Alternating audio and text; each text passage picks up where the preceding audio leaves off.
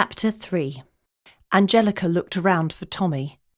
In the commotion, people ran left and right, looking for both family members and a way out. People tripped up, bodies briefly piled up on top of them before people grabbed others and got them out of there. Luckily, Mariana had seen the commotion just as it started and had managed to get Tommy to the relative safety of the side of the street in a shop doorway. Angelica could see him clearly and see her protecting him by pointing out something interesting in the shop window. There was a lot going on, but Angelica's kindly neighbour helped keep him from experiencing too much of it. She handled the situation in exactly the same way Angelica would have. And that was why the two neighbours, more than 40 years apart in age, got on so well. "Tommy, Mariana, let's go home, shall we?" Angelica said like it was just the natural time to go. Mariana nodded approval. Tommy muttered something about the action figure he wanted from the shop window, and they slipped away from the crowds, which were thinning out by that time. The walk home was busy. There were tears in the darkness from a few people who were walking the same route.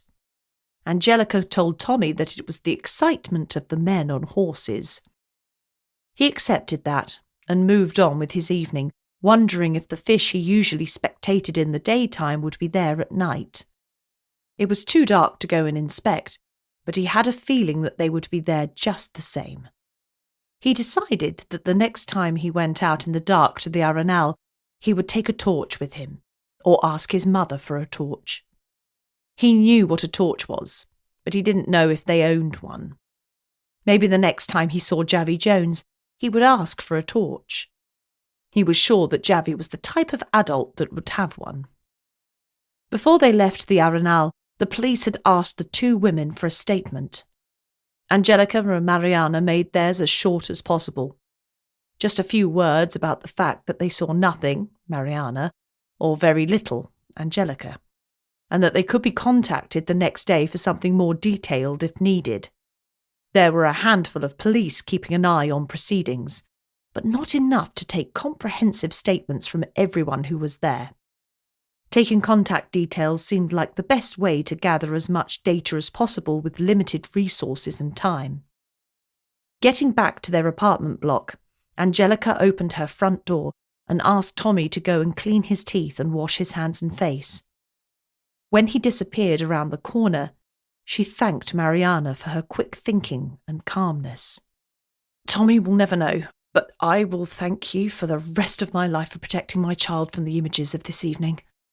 Mariana nodded a kindly nod and disappeared into her own bedtime routine.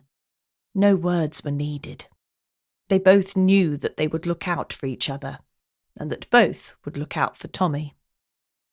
Angelica locked her front door and made her way to the bathroom to make sure Tommy was doing as he was told. When she walked into the bathroom, he was sat on the loo. He opened his mouth wide to show his gleaming teeth, demonstrating that he had indeed cleaned them. She peered inside, paying particular attention to the back ones. These were the ones he missed if he missed any at all. But on that night, he hadn't missed a single tooth. All that was needed was a hand and face wash when he got back down off the loo. And all of that was done in a matter of 2 minutes. "Night-night, Mummy," he said wearily. The fresh air and the late night for a child had taken its toll on him. Angelica sat beside him to watch him go off to sleep. If he was full of energy, then she would just leave him to it. Her presence could send his imagination and mouth into overdrive. When he was so clearly going to drop off in a matter of seconds, she took the opportunity to watch her only child drift off into a peaceful place. "Night-night, Tommy." And then he was far away in the land of dreams. She envied his ability to get off to sleep. She knew it wasn't going to be that easy for her that night. Angelica had 2 thoughts bouncing around inside her head as she poured the scalding hot water from the kettle onto her decaf tea bag. Her brain wasn't going to let her go to sleep, but there was no way she was going to stimulate it with the caffeine at that time at night. The first thought in her head was one of Tommy's safety. She had read that Javea was a safe place to bring up a child. The statistics showed that there was a low crime rate and that people felt safe there. But she had been close to multiple murders in her time in the town. She wasn't bothered about herself. She was someone who courted danger if she could, but her son didn't deserve this. Her role in life was to protect Tommy and deliver him as a fully grown adult, ready to face up to the rigours of the world. Angelica felt that she was doing a great job of this so far, but she needed to keep a gap between her own interest in the dangerous people of Javea and her son. The second thought in her head was related to the accident at the Moors and Christians pageant. Something didn't feel right with the man who ended up killing the other. He didn't fit. The rest of the people in the display seemed like they were excellent horse riders and handled their weapons with skill and dexterity. But this guy felt like he was a last-minute stand-in. His horse riding skills were basic, and his handling of his weapon left something to be desired. It was effective, that was for sure, but that was also why Angelica worried. He wasn't supposed to be effective, just look effective.